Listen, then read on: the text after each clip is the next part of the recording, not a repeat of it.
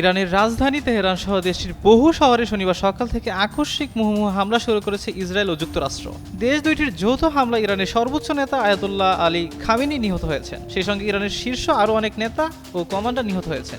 এমন পরিস্থিতির মধ্যে চাঞ্চল্যকর রিপোর্ট প্রকাশ করেছে প্রভাবশালী মার্কিন সংবাদ মাধ্যম দ্য ওয়াশিংটন পোস্ট এবং বার্তা সংস্থা রয়টার্স। প্রতিবেদনে বলা হয়েছে, ইরানে হামলা শুরুর নৈপথ্যে রয়েছে ইসরায়েল ও সৌদি আরব। দেশ দুইটির চাপে ইরানে হামলা শুরু হয়েছে বলে রিপোর্টে বলা হয়েছে। রয়টার্স বলছে, ইরানে হামলা না করার জন্য সৌদি যুবরাজ প্রকাশ্যে কূটনীতিকে সমর্থন দিতেন এবং বলতেন তেহরানে হামলা চালানোর জন্য সৌদির ভূখণ্ড ব্যবহার করা যাবে না। কিন্তু মার্কিন প্রেসিডেন্ট ডোনাল্ড ট্রাম্পের সঙ্গে কথা বলার সময় ইরানে হামলা নিয়ে ভিন্ন কথা বলতেন সৌদি যুবরাজ। তিনি ট্রাম্পকে সতর্ক করতেন, ইরানে হামলা চালাতে যুক্তরাষ্ট্র পদক্ষেপ না নিলে পরিণতি খারাপ হবে।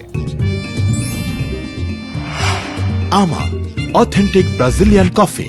দুইটি সূত্র রয়টার্সকে জানিয়েছে, ইরানে হামলা শুরুর কিছুক্ষণ আগে খামেনি নিরাপদ একটি স্থানে তার দুই সিনিয়র উপদেষ্টা আলী লারিজানি এবং আলী শামখানির সঙ্গে বৈঠক করছিলেন। এরপরেই সেখানে অতর্কিত হামলা চালায় ইসরায়েল যুক্তরাষ্ট্র।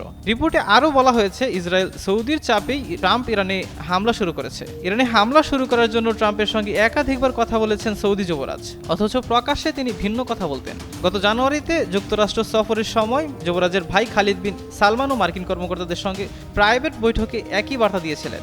যুবরাজ সালমানের ঘনিষ্ঠ ব্যক্তিরা জানিয়েছেন যে তিনি তেহরানকে রিয়াদের প্রধান আঞ্চলিক প্রতিপক্ষ হিসেবে দেখেন। সর্বশেষ ট্রাম্প ঘোষণা দিয়েছেন যে ইরানে সরকার পরিবর্তন না হওয়া পর্যন্ত হামলা অব্যাহত থাকবে।